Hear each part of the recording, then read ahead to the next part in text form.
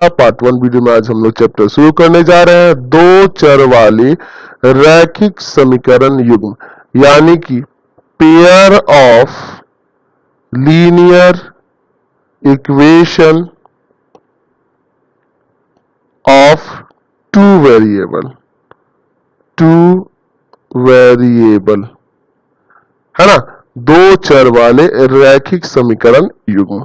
तो सबसे पहले जानेंगे कि दो चर वाला रैखिक समीकरण होता क्या है। दो चर वाले रैखिक समीकरण के बारे में समझते हैं। क्या होता है दो चर वाला रैखिक समीकरण? तो समीकरण ऐसे लिख सकते हैं, समीकरण ax plus by plus c बराबर 0, जहां a, b तथा c वास्तविक संख्याएं हैं और a तथा b नॉट इक्वल टू 0।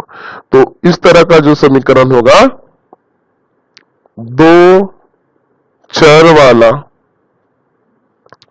रैखिक समीकरण कहलाता है।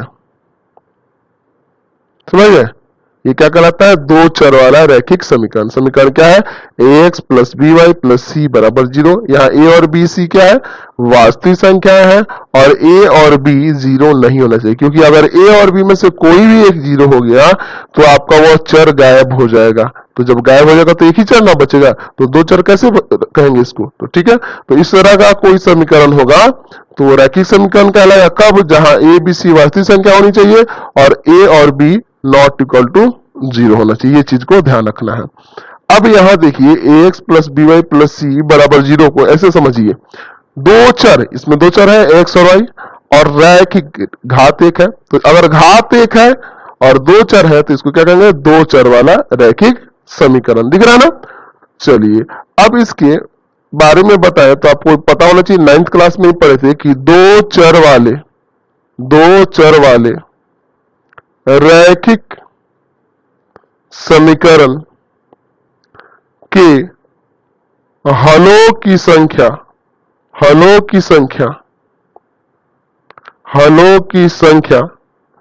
अनगिनत होती है,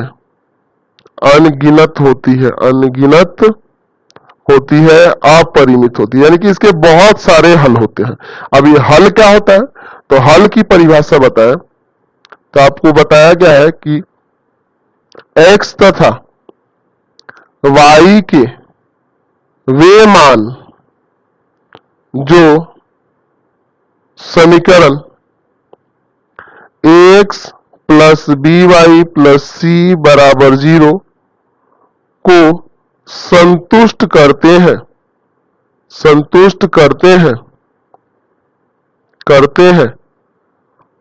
समीकरण के हल कहलाते हैं। ठीक है, यानी कि x और y के वे मान जो इस समीकरण को संतुष्ट करेंगे वो क्या कहेंगे? हल कहलाएंगे। तो याद होना चाहिए, आप एक समीकरण ले लीजिए 2x प्लस y बराबर में 7 दिया हो, तो ऐसे x और y के बहुत सारे मान हो सकते हैं जो इस समीकरण को संतुष्ट करेंगे और वो सभी मान इसके हल कहलाएंगे। इसलिए हम लोग कहते थे कि इसके अनगिनत हल है। तो हल निकालने के लिए आपको याद है 9th क्लास में आपको सिखाया गया होगा कि किसी एक चर को उधर भेजिए। तो यहां से हम लोग x वाले को उधर भेज देते हैं तो 7 माइनस 2x हो जाएगा।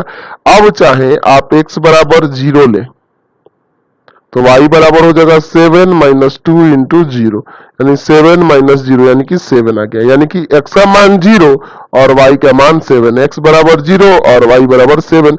यह भी इसका एक हल है, क्योंकि अगर इसमें रखिएगा तो ये इस समीकरण को संतुष्ट करेगा। देख लीजिए, 0 रखिएगा तो ये 0 हो जाएगा, 7 बचेगा तो 0 प्लस 7 बराबर 7 आ जाएगा कि नहीं? तो यह इसका एक हल हो गया। तो इसी तरह से हम लोग इसके अनगिनत हल प्राप्त करते जाएंगे। यदि आप x की जगह भिन्न भिन्न मान रखते जाइएगा तो y का भी भिन्न भिन्न मान प्राप्त होते जाएगा। इसीलिए हम कहते थे कि दो चर वाले रैखिक समीकरण के हलों की संख्या अनगिनत होती है। अब बात करते हैं इसके आलेखीय निरूपण की। तो याद होना चाहिए, आपको बताया गया था कि किसी भी दो चर वाले रैखिक समीकरण का जब आलेख बनाते हैं तो आपको याद होना चाहिए कि उसका आलेख क्या होता है, एक सरल रेखा के रूप में जाता है, यानी कि वो ऐसे जाए कहीं से भी जाएगा, एक सरल रेखा के रूप में जाएगा। अच्छा, अगर आपसे कहें कि इसका आलेखीय निरूपण करके दिखाइए, 2x प्लस वाई बराबर 7 का आलेखीय निरूपण करके दिखाइए, तो आप किस तरह से दिखाएंगे उसके बारे में देखते हैं।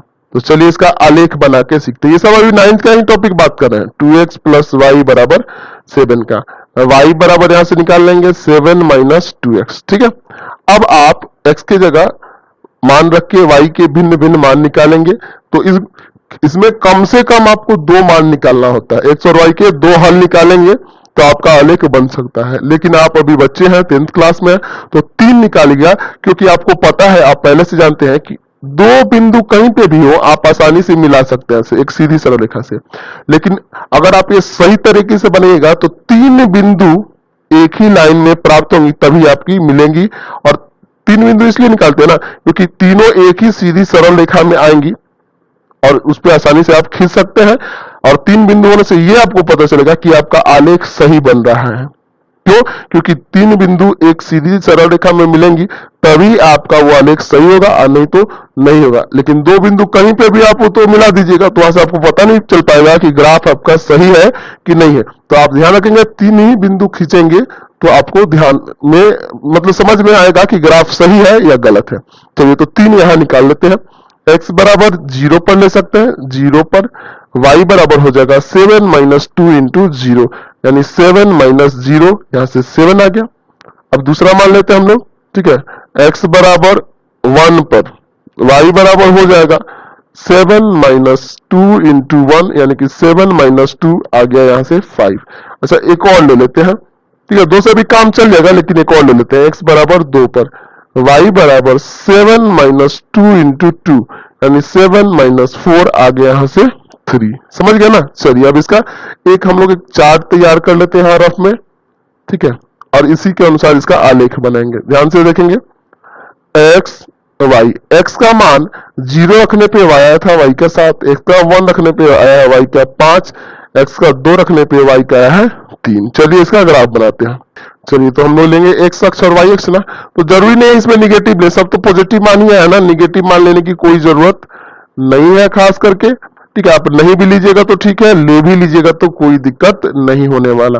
x, x डैश, y और y डैश। ठीक है, जगह कम है हमारे पास, ले ऐसा कर रहा है। 7 तक ले जाना है, 1 2 3 4 5 6 और ये 7। ऊपर भी यहाँ पे बराबर दूरी पे होना चाहिए, 1 2 3 4 5 6 7। आप ध्यान रखेंगे, अक्सर इसको ग्राफ पेपर पे ही बनाएंगे। x का 0 y का 7, x का 0 y का 7 यहां हो जाएगा, x का 1 y का 5, x का 1 y का 5 ये रहा, और x का 2 और y का 3, x का 2 y का 3।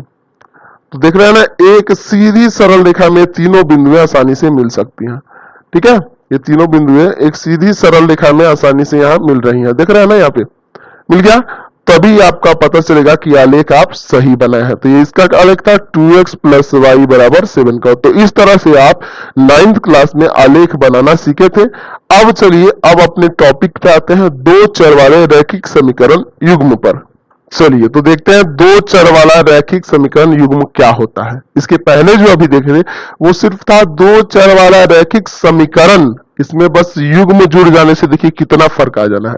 दो चर वाला रैखिक समीकरण युग्म का मतलब है कि दो समीकरण होंगे।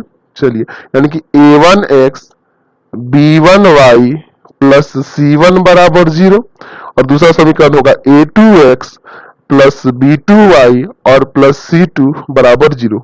यहां पे भी आपको ध्यान देना होगा कि ये a1 b1 c1 a2 b2 c2 वास्तविक संख्या है, और a1 b1 not equal to 0 है, और a2 b2 भी नॉट इक्वल टू 0 है। तब ये दोनों दो चर वाले रैखिक समीकरण होंगे, और ये दो समीकरण है इसलिए इसका नाम दो चर वाला रैखिक समीकरण युग्म हो गया है। समझ गया है। चलिए, अब इसके बारे में हम थोड़ा चर्चा कर लेते हैं। अब जैसे आपने देखा कि दो चर वाला रैखिक समीकरण था, तो उसके हलों की संख्या अनगिनत थी। उसके हलों की संख्या क्या थी? अनगिनत थी। लेकिन अब दो चर वाले दो चर वाले रैखिक समीकरण युग्म, देखिए इसमें सिर्फ युग्म जुड़ जा रहा है, यानी कि ये दो समीकरण आ जा रहे के हलों की संख्या क्या क्या हो सकती है। तो देखिए इसमें तीन कंडीशन आ सकते हैं, अनेक हल भी हो सकते हैं, कोई हल नहीं भी हो सकता है, कोई हल नहीं, कोई हल नहीं, और अद्वितीय हल। अद्वितीय हल का मतलब होता है एक हल, अद्वितीय हल या कहे तो एक हल। ठीक है, तो ये तीन कंडीशन आ सकते हैं, कोई भी हल नहीं हो सकता है, अनेक हल भी हो सकता है और एक हल भी हो सकता है। तो ये कब कब होता है इन समीकरण युग्म से पता चलेगा आगे चल के आपको। और अभी जो होगा, अभी जो हम लोग बात करते हैं इसके आलेख के बारे में बात करेंगे। तो इसके आलेख किस तरह से खींचे जाएंगे, कैसे खींचे जाएंगे, उसके बारे में थोड़ा समझते हैं। चलिए अगर हम लोग बात करें तो दो चर वाले रैखिक समीकरण युग्म के हल आप देखें कि अनेक हो सकते हैं, कोई हल नहीं, और अद्वितीय हल हो सकता है। और ये कैसे होता है, क्यों होता है, कब होता है, ये सब आगे जानेंगे, लेकिन अभी फिलहाल यहां से एक चीज को समझिए। ठीक है, हम यहाँ पे तीन आलेख बनाते हैं और फिर आपको उसके बारे में चर्चा करके समझाते हैं। ठीक है, ये देखिए ये x हो गया, ये x डैश हो गया, ये y हो गया, ये y डैश हो गया। उसी तरह यहाँ x, x dash, y, y dash, x, x dash, y, y dash. अब समझिए दो चर वाला, यहां जो है दो चर वाला रैखिक समीकरण युग्म है, दो चर वाला रैखिक समीकरण युग्म, यानी कि दो समीकरण है, दो चर वाले दो समीकरण है। तो दो समीकरण है तो ग्राफ जब खींचिएगा तो दो रेखा खींचनी होंगी, इसमें दो रेखा आएंगी। तो जब इन दोनों का ग्राफ खींचिएगा ना तो तीन कंडीशंस हो सकते हैं। कभी कभी क्या होगा कि ग्राफ खींचते समय एक रेखा दूसरे रेखा के ऊपर से होकर जाएगी, एक रेखा क्या होगी, दूसरे रेखा के ऊपर होगी। ठीक है, एक रेखा क्या होगी, दूसरे रेखा के ऊपर से ही जाएगी। ठीक है, एक रेखा दूसरे रेखा के ऊपर से ही जाएगी। इस कंडीशन में इसको कहा जाता है समपाती। ठीक है, इसको क्या कहते हैं, समपाती, मतलब एक दूसरे के ऊपर है।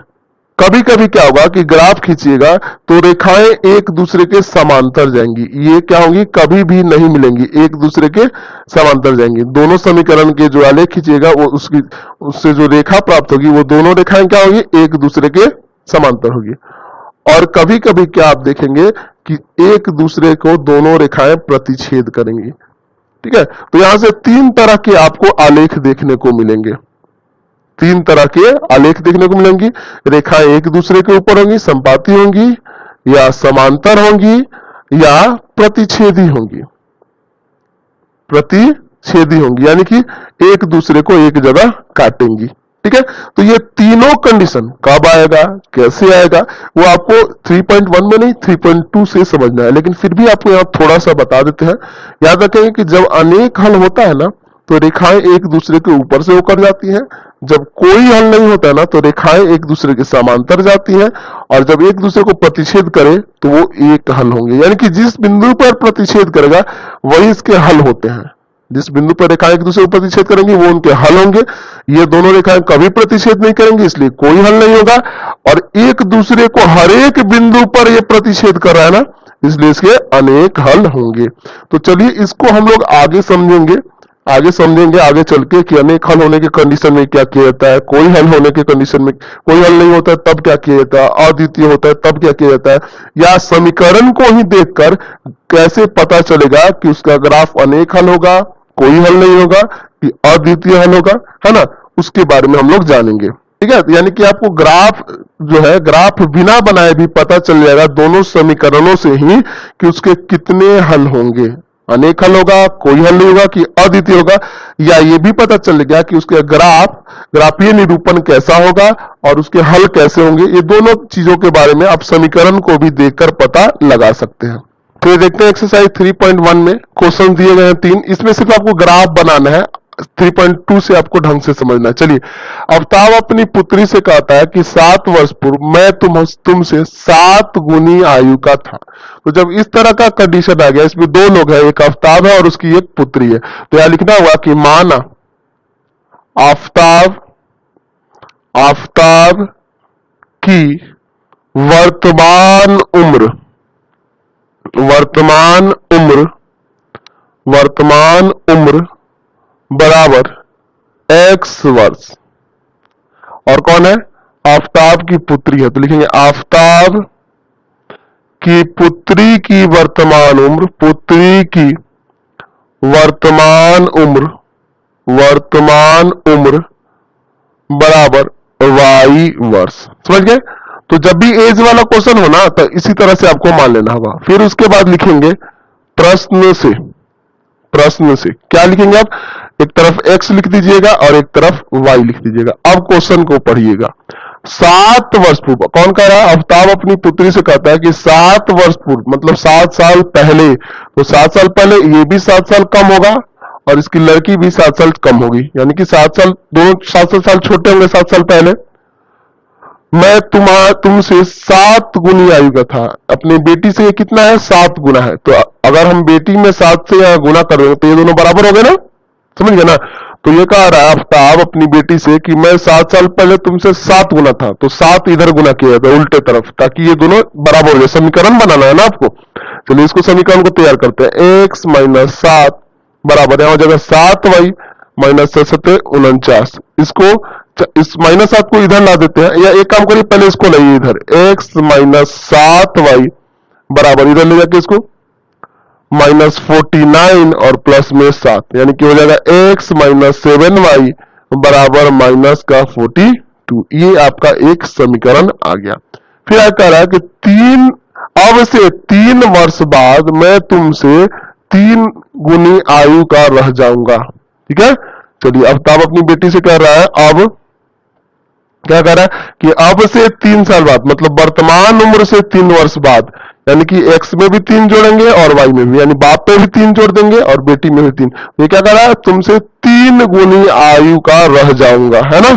चलिए समझ में आइए, या 3 गुनी आयु का रह जाऊंगा, 3 से गुना किया तो x प्लस 3 बराबर में हो जाएगा 3y और प्लस का 9। समझ गए? एक तरफ करते हैं, यहां भी तो हो जाएगा x माइनस 3y बराबर 9 माइनस 3, यानी x माइनस में 3y बराबर में 6। ये समीकरण 2 हो गया।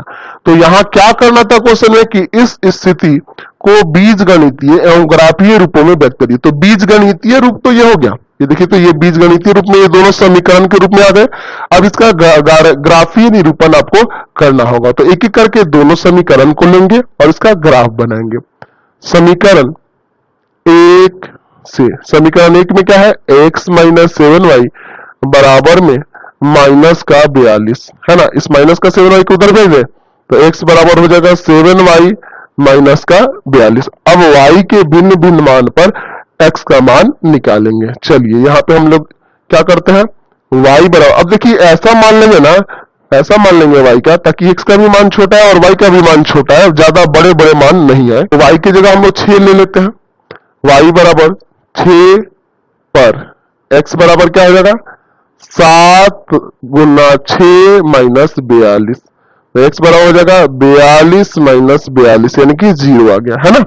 तो y बराबर और भी ले सकते हैं, 7 पर ले लेते हैं, तो x बराबर हो जाएगा 7 गुना 7 माइनस 42, तो 49 में से 42 घटा देंगे तो यहां से आ जाएगा 7। x का मान क्या आ गया? 7। तो 2 से भी आपको पता है कि काम चल जाना है। चलिए तो हम 2 ही ले लेते हैं, आप लोग लेकिन 3 लीजिएगा, 3 पॉइंट निकालिएगा, 2 कभी नहीं लेंगे, ठीक है? नहीं तो गड़बड़ हो जाएगा, आप ग्राफ में गलती कर दीजिएगा, इसलिए आपको बोल रहे हैं। कोई दिक्कत नहीं है, 2 से भी कोई दिक्कत नहीं है, लेकिन आप लोग ग्राफ में गड़बड़ कर दीजिएगा, इसलिए आपसे बोले कि 3 ही बिंदु लेके दर्शाइएगा, ठीक है? चलिए तो हम इसके लिए एक चार्ट बना लेते हैं। हम लोग 2 ही बिंदु लिए है ना। चलिए तो x लिए और y लिए, x का मान क्या आया है? 0, y बराबर क्या रखे थे? 6, फिर y बराबर 7 रखे हैं, तो x का मान आ गया है 7। समझ गए? चलिए अगला देखते हैं। तो अगला समीकरण यहीं पे दिया ना ऊपर, यहां लिख देते हैं समीकरण 2 से, ठीक है? समीकरण 2 से क्या है, x माइनस 3y बराबर में 6। चलिए इसको उधर ले जाएंगे तो x बराबर हो जाएगा 3y और प्लस का 6 हो जाएगा ना, ये भी प्लस का हो जाएगा इधर जाके। चलिए अब लेते हैं y बराबर 0 पर, बोला ना कि छोटा छोटा मानना चाहिए, तो x बराबर हो जाएगा 3 गुना 0 और प्लस में 6, यानी कि ये 0 हो जाएगा, बच जाएगा 6 ही ना। चलिए y बराबर, आप चाहे तो -1 ले लें क्या, -1 पर, y बराबर -1 पर, तो y की जगह -1 रखिए तो x बराबर हो जाएगा 3, y की जगह -1 और प्लस में 6, यानी कि आ जाएगा -3 + 6 प्लस का 3। तो चलिए इसका भी चार्ट यहाँ पे बना लेते हैं और फिर दोनों चार्ट को एक साथ रख के इसका आलेख बनाएंगे, ठीक है। चलिए 2 मान से भी काम चल जाएगा, बताए थे अभी आपको। चलिए ठीक है, यहाँ पे हम लोग लाइन खींच देते हैं, ये आपका चार्ट बन गया। अब इसमें इन मानों को रख देते हैं, तो कौन कौन से मान आए हैं, तो y, x और y यहाँ लेते हैं। y बराबर 0 रखे हैं तो x का आया है 6 और y बराबर -1 रखे हैं तो x का आया है 3, ठीक है इतना। चलिए तो अब इसका ग्राफ बना के देखते हैं, दोनों चार्ट को एक साथ ले लिए हैं, ठीक है। चलिए इसको यहाँ लेते हैं संख्या ये, चलिए अक्षों पर रखते हैं इनको। चलिए ध्यान से रखना होगा, यहाँ पे लेते हैं x, ये x डैश, यहाँ y हो जाएगा और नीचे हो जाएगा y डैश। तो नीचे की क्या जरूरत है, माइनस में तो कोई खास जरूरत नहीं है, कम मान तक भी ले जाने पे हो जाएगा। चलिए यहाँ देखते हैं, 7 तक ले जाना ना, 1 2 3 4 5 6 और ये 7, ऊपर भी 1 2 3 4 5 6, थोड़ा और ऊपर बढ़ाना होगा ना, इसको थोड़ा सा और बढ़ा दीजिए, यहाँ पे हो जाएगा 7, समझ गया। चलिए यहाँ माइनस में कोई ज्यादा जरूरी नहीं है, देखिए माइनस में एक ही है, सिर्फ लिखना चाहे तो लिख सकते हैं, लेकिन कोई खास जरूरत नहीं है माइनस वाले में। -1 -2 -3 रहने दीजिए। x का 0 y का 6, x का 0 और y का 6, ये रहा बिंदु, x का 7 y का 7, तो x का 7 और y का 7 ये होगा, समझ रहे ना। अब इन दोनों को मिला दीजिए इस तरह से, ठीक है। तो ये हो गया इसका समीकरण, यहां चाहे तो लिख सकते हैं, इसका समीकरण था x - 7y बराबर माइनस का 42। चलिए इसको देखते हैं, x का 6 y का 0, x का 6 y का 0, x का 3 और y का -1, x का 3 और y का -1, ये ना होगा। चलिए ठीक है, y का -1 यही ना होगा। चलिए अगर इसको मिलाना चाहे ऐसे तो ये भी मिल जाएगा ना, समझ गए। अब देखिए ये इसका समीकरण लिख दीजिए यहाँ पे, तो ये है x - 3y बराबर में 6, समझ गए।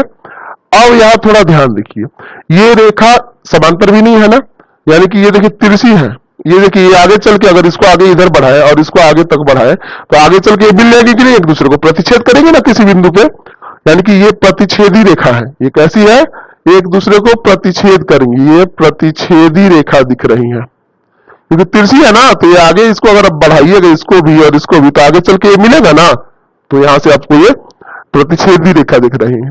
अब ये क्यों प्रतिच्छेदी दिख रही है, समीकरण से इसका कैसे पता चलेगा, इसके समीकरण को देख के कैसे पता चलेगा, वो हम लोग अगले एक्सरसाइज में चर्चा करेंगे।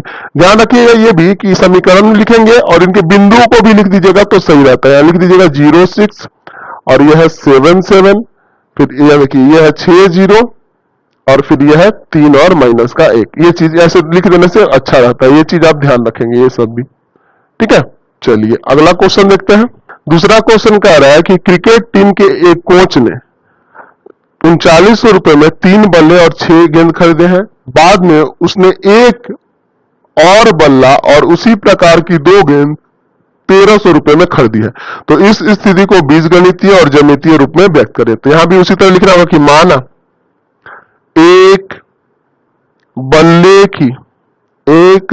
की कीमत या मूल्य भी लिख सकते हैं, एक बल्ले की कीमत बराबर x रुपया, एक गेंद की कीमत बराबर y रुपया, प्रश्न से। देखिए ऐसे समीकरण बनाना बहुत ही इजी होता है, इन सब तरह के समीकरण बहुत इजी। 3 बल्ले हैं तो 3x रुपये का मिलेगा, और 6 गेंद है तो 6y रुपये का मिलेगा। तो दोनों कुल मिला के कितना रुपया लग रहा है? 3900। तो एक समीकरण हो गया। दूसरा क्या, एक बल्ला है तो x रुपया, और दो कितनी है, 2 गेंद है ना, तो 2y बराबर में 1300। तो ये 2 समीकरण आ गए। आप ऐसा दिमाग मत लगाइएगा कि इसमें से आप कॉमन कर दें 3 और उधर ले जाके भाग कर दे, फिर आपको यही समीकरण आ जाएगा। ठीक है, ऐसा नहीं करेंगे, यहाँ इतना ही छोड़ेंगे। आप ये दिमाग मत लगाइएगा 3 कॉमन करके उधर ले जाके भाग कर दे, काट दे। देखिए एक्चुअल में ये संपाति का ग्राफ, देखिए इसका जब ग्राफ बनाएगा ना तो एक दूसरे के संपाति होंगी रेखाएं, यानी एक दूसरे के ऊपर होंगी। तो ये कैसे होती है वो तो आगे का टॉपिक है, उसको अभी नहीं समझना। अभी आपको बस बीजगणितीय रूप में निरूपित कर देना, तो बीजगणितीय हो गया, और इसका ज्यामितीय रूप भी दिखाना है, तो यानी कि इसका ग्राफ भी खींचना है। तो एक एक करके दोनों समीकरण का ग्राफ खींचते हैं। समीकरण 1 से 3x प्लस 6y बराबर 3900। ठीक है, या किसी का भी मान निकाल सकते हैं, x या y किसी को, इसको उधर ले जाइए। 3x बराबर हो जाएगा 3900 माइनस का 6y, यानी x बराबर हो जाएगा 3900 माइनस 6y और बटा में 3। अब यहाँ पे भिन्न भिन्न मान पर चेक करेंगे। चलिए हम लेते हैं y बराबर क्या रखा जाए, बड़ा बड़ा अंक रखेंगे ना, ताकि ये बड़ा है ना। आप ग्राफ में भी 100, 200, 300 ऐसे लेके चलिएगा। तो ये तो यहां लेते हैं y बराबर 400, लेना क्या 400 पर x बराबर हो जाएगा 3900 माइनस 6 गुना 400 और बट्टा में 3। चलिए आगे इसको सॉल्व करिए। यहां से x बराबर हो जाएगा 3900 माइनस 6 चौका 2400 बट्टा में 3, यानी x बराबर आ जाएगा, घटाइए तो यहाँ कितना हो जाएगा आपका, यहाँ आ जाएगा 1500 और बट्टा में 3, यानी कि 500 आ जाएगा। x बराबर कितना आ जाएगा 500। समझ में आया ना। एक और मान निकालना होगा, तो y बराबर कितना ले रहे, चलिए 300 ले लेते हैं, 300 पर। ठीक है, x बराबर हो जाएगा 3900 माइनस 6 गुना 300, है ना, और बटा में 3, यही ना है आपका। चलिए अगले स्टेप में हो जाएगा 3900 माइनस 6 1800 और बटा में 3, यानी x बराबर यहां से आ जाएगा, घटाइए तो कितना हो जाएगा, तो ये हो जाएगा आपका 2100 ना, और बटा में 3, 700 में कट जाएगा, यानी कि x बराबर आ गया 700। तो इसका यहाँ चार्ट बना लीजिए, यहाँ पे इसका चार्ट यहाँ पे ड्रॉ कर लीजिए और फिर इसको दर्शाएंगे। 2 बिंदु से भी काम चल जाएगा, है ना, 2 हल से भी आपका यहाँ काम चल जाना है। ठीक है, चलिए यहां लिख देते हैं x और यहां लिख देते हैं y। फिर पहले रखे हैं x का रखे हैं कितना, y का रखे हैं 400, तो x का आया है 500। फिर y का रखे हैं 300, तो x का आया है 700। समझ रहे हैं ना। चलिए दूसरा समीकरण लेते हैं, यहाँ पे जो दिया है यहाँ लिखते हैं समीकरण 2 से। एक्चुअल में दोनों एक ही समीकरण है ना, अगर ये 3 कॉमन करके भाग में ले जाए तो, लेकिन अभी वो चीज पे ध्यान नहीं देना है आपको। ठीक है, x प्लस 2y बराबर 1300, x बराबर 1300 माइनस का 2y, यहां भी भिन्न भिन्न मान पे ले सकते हैं। तो हम लोग लेते हैं y बराबर 500 पर x बराबर हो जाएगा 1300 माइनस 2 गुना 500, तो 500 गुना 1000, यानी कि x बराबर 1300 में से 1000 घटा दीजिए, यानी कि आ जाएगा आपका 300। एक और निकालते हैं y बराबर 600 पर x बराबर हो जाएगा 1300 माइनस 2 गुना 600, यानी कि 1300 माइनस 1200, यानी कि 100 आ गया। तो इसका भी यहाँ पे चार्ट बना लेना होगा।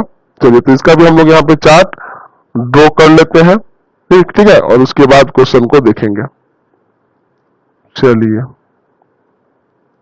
तो ये हम लोग 2-2 मान लेकर और इसका ग्राफ बनाएंगे और ग्राफ को देखेंगे। तो देखिएगा आपको समपाती दिखेगा, एक दूसरे के ऊपर होगा, x y।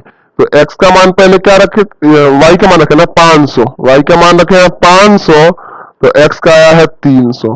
फिर y का मान रखे हैं 600, तो आया है 100, x का 100 आया है ना, ये 100 है।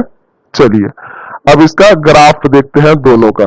चलिए इन दोनों समीकरणों का ग्राफ यहाँ पर हम लोग खींच के देखते हैं। तो माइनस से तो कोई खास मतलब नहीं है, क्योंकि सब मान प्लस में ही आया है। ठीक है, तो माइनस में नहीं भी खींचेंगे तो आपका काम चल जाना है।